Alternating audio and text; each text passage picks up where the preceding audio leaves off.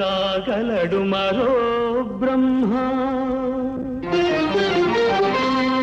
కృషి ఉంటే మనుషులు ఋషులవుతారు, మహాపురుషులవుతారు.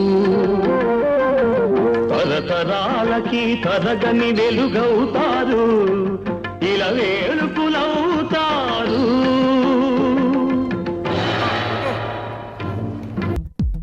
మెరుపై సాగరా ఆ గెలుపే నీదిరా, నీ రేపటి లక్ష్యం మరువకు సోదరా.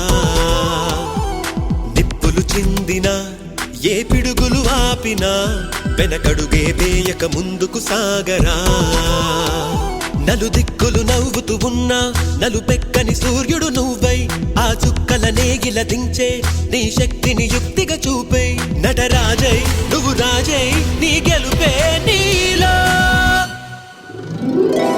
మెరుపై సాగరా ఆ గెలుపే నీదిరా, నీ రేపటి లక్ష్యం మరువకు సోదరా.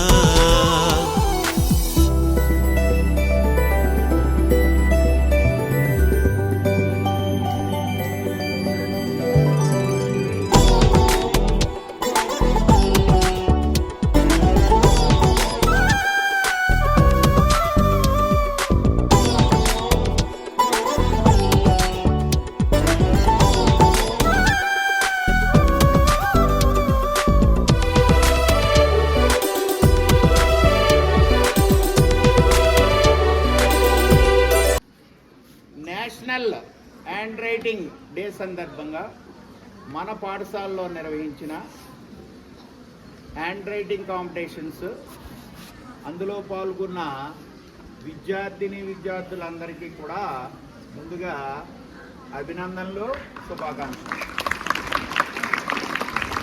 ఒక్క విషయం గుర్తుపెట్టుకోండి, ఇక్కడ మాతో గ్రూప్ ఫోటో తీయించుకున్న వీళ్ళందరూ విన్నర్స్, అక్కడ కూర్చున్న అందరూ లోజర్స్, రన్నర్స్ అని మాత్రం భావించండి. ఇందుకే విషయం ఏంటంటే పాల్గొన్న సుమారు 250 మంది కూడా చాలా బాగా రాశారు. కానీ మేము ఎటువంటి పక్షపాత వైఖరి లేకుండా, ఆ పేపర్ ఎవరిదో కూడా తెలియకుండా మీ పేర్లున్న స్లిప్పులు కట్ చేసి వాటికి నెంబరింగ్ ఇచ్చేసి మళ్ళీ కట్ చేసి నెంబరింగ్ సీల్ చేసి నాకు ఇచ్చేది. అర్థమైందా పాయింట్? ఆ కట్ చేసిన పేర్లున్న నెంబరింగ్ ఉన్నది సీల్ చేసి నాకు ఇచ్చేస్తే నేను బీరువాలో పెట్టాను. ఈసారి సెలక్షన్ ఎలా జరిగిందంటే మినిమం ప్రతి క్లాసులో 30 మంది పాల్గొన్నారు. 30 నుంచి 25 నుంచి 30 మంది. ఇందుకీ ఫస్ట్ విడతగా ఒక్కొక్క సెక్షన్ కట్ట ఒక్కో మాస్టర్కి ఇచ్చి లేదా 2 మాస్టర్లకి ఇచ్చి అందులో 10 సెలెక్ట్ చేయమనడం జరిగింది. ముందు ఒక్కో సెక్షన్ నుంచి ఎన్నించడానికి కూడా చాలా కష్టపడాల్సిన పరిస్థితి. నాకు అనుకోకుండా ఒక కట్ట వచ్చింది. నాకైతే ఆ 10 ఎంచడానికి 10 నిమిషాల పైన పట్టింది.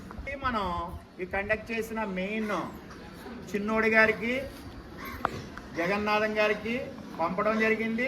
అక్కడ నేను కూడా కూర్చోవడం జరిగింది. ఒక్కో క్లాస్ నుంచి 5 తీయడం జరిగింది. మళ్ళీ ఆ 10 5 తీయడానికి చాలా శ్రమ పెట్టాల్సి వచ్చింది. నర్సరీ కూడా మన చిన్నోడి గారు ఈ గిఫ్ట్లు స్పాన్సర్ చేయడం జరిగింది.